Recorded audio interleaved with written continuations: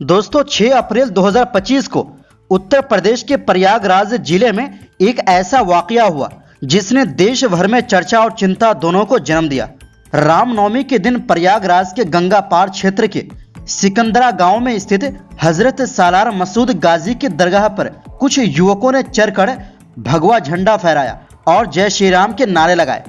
यह घटना सिर्फ एक धार्मिक स्थल पर झंडा फहराने की नहीं, बल्कि यह पूरे देश में अल्पसंख्यक समुदाय खासकर मुसलमानों को डराने, हाशिए पर धकेलने और धार्मिक ध्रुवीकरण करने की एक कड़ी के रूप में देखी जा रही है।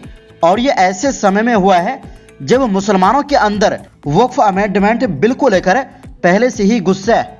और कुछ दिन पहले ही उत्तर प्रदेश के सीएम योगी आदित्यनाथ ने मुसलमानों को हिंदुओं से अनुशासन सीखने की अपील कर रहे थे।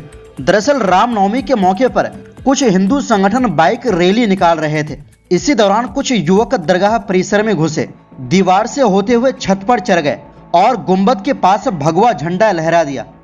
इस दौरान उन्होंने जोर जोर से जय श्री राम के नारे भी लगाए। इस पूरे घटनाक्रम का वीडियो सोशल मीडिया पर वायरल हो गया। वीडियो में साफ देखा जा सकता है कि युवक जानबूझकर दरगाह को निशाना बना रहे हैं और भड़काऊ नारेबाजी कर रहे हैं। इस घटना की अगुवाई करने वाला युवक मनेंद्र प्रताप सिंह बताया गया है, जो खुद को इलाहाबाद में सेंट्रल यूनिवर्सिटी का पूर्व छात्र नेता और करनी सेना का प्रदेश अध्यक्ष बताता है। यही नहीं, वो भाजपा के सदस्य भी है। उसने कहा कि सालार मसूद गाजी एक विदेशी आक्रांता थे और उनकी दरगाह को हटा दिया जाना चाहिए। उनका कहना था कि ये भूमि हिंदुओं को वापस मिलनी चाहिए। इसको लेकर सोशल मीडिया में भी बवाल मचा हुआ है। इसको लेकर एक जाकिर अली त्यागी नाम के पत्रकार ने पहले इस घटना पर बात की, फिर आगे लिखा, अभी यूपी के सीएम एक इंटरव्यू में कह रहे थे कि मुसलमानों को हिंदुओं से अनुशासन सीखना चाहिए।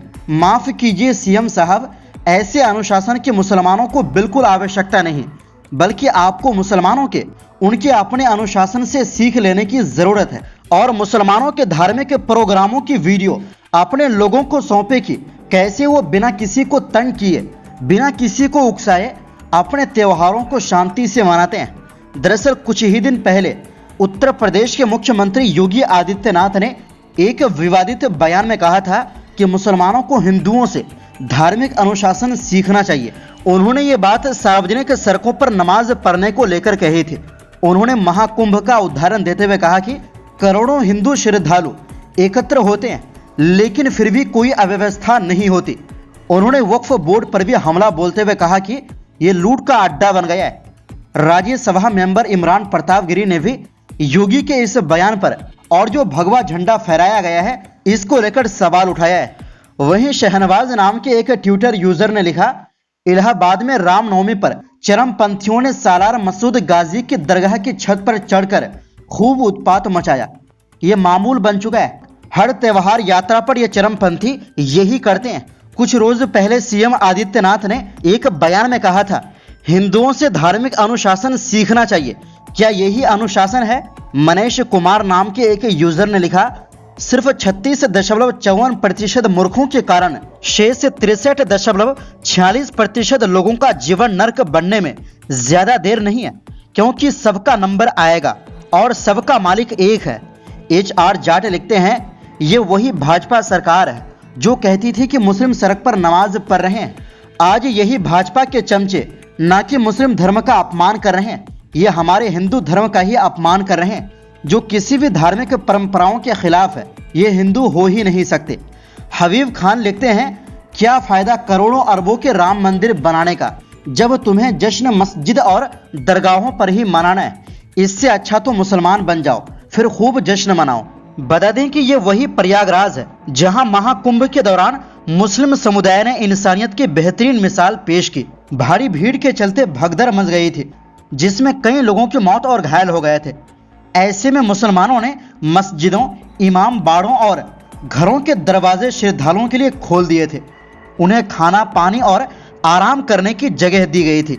दोस्तों, इस तरह की हरकतें केवल भावनाएं भड़काने के उद्देश्य से ही नहीं होती, बल्कि इसके पीछे एक खास राजनीतिक और वैचारिक सोच काम कर रही होती है।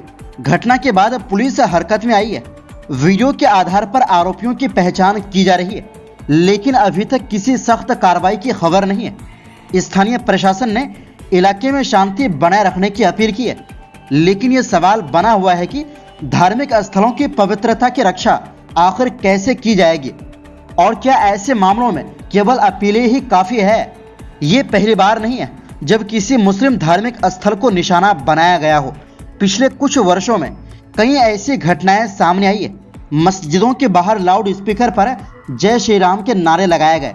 मुसलमानों के त्योहारों जैसे ईद या मुहर्रम के मौक़ों पर जानबूझकर तनाव फैलाया गया। सोशल मीडिया पर अजान, हलाल मीट, लव जिहाद जैसे मुद्दों को उछालकर नफरत फैलाई गई।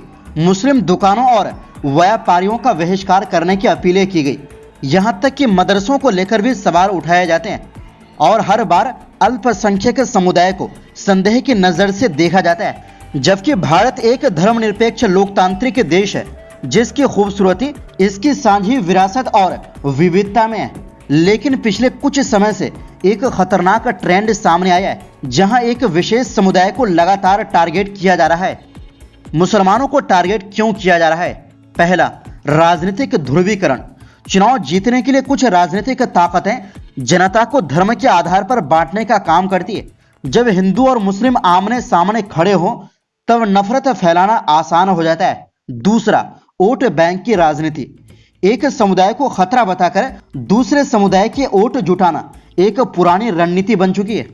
तीसरा, सोशल मीडिया और टीवी डिबेट्स।